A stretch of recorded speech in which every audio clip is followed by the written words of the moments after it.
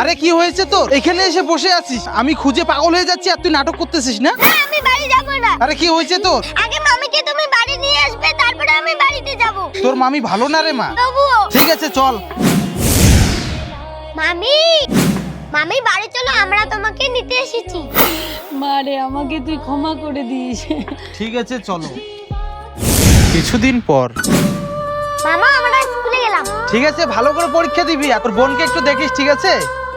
মা আমার পরীক্ষা শেষ। তুই কেন আসলি? দূরে যা, তোর জন্য আমার জীবনটাই তছনছ হয়ে গেছে। চল বাবু বাড়ি চল।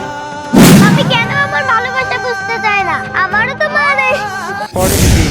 এই মামা আমি স্কুলে গেলাম। এই দাঁড়া, এই যে পয়সাটা নিয়ে যা। মামা তোমার মনে আছে তো? ঠিক আছে।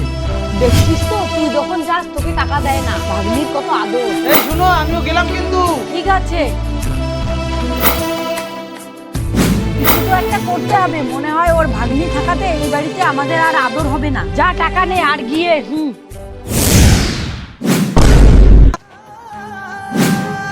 জ্বালাটা আমার কমলো। এখন তো কেউ দোষও দিতে পারবে না আমাকে। আরে দীপশিকা এসেছে কি? না না, আসেনি এখনো। ঠিক আছে তাহলে ওকে বলবে না, কিন্তু আজকে তোমার জন্মদিনের জন্য দীপশিকা তোমার জন্য স্পেশাল গিফট আনতে দিয়েছে, কিন্তু আজকে কিন্তু তোমাকে সারপ্রাইজ দিলো। এটা আমি কি করলাম? হ্যালো, হ্যাঁ শেষ করে দিয়েছি। মামি তুমি আমার ভালোবাসাটা বুঝতে পারলে না। সত্যি মামি আমি তোমাকে খুবই ভালোবাসি। মামি শুভ জন্মদিন। আমার মতো করে কাউকে ঠকাইও না।